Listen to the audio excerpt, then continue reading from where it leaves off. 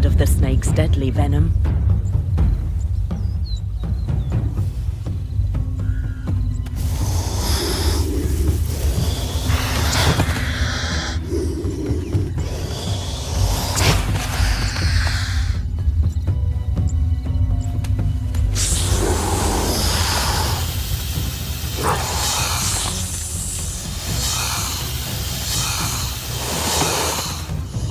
The mongoose is incredibly quick on his feet, able to dodge the strikes and hit back.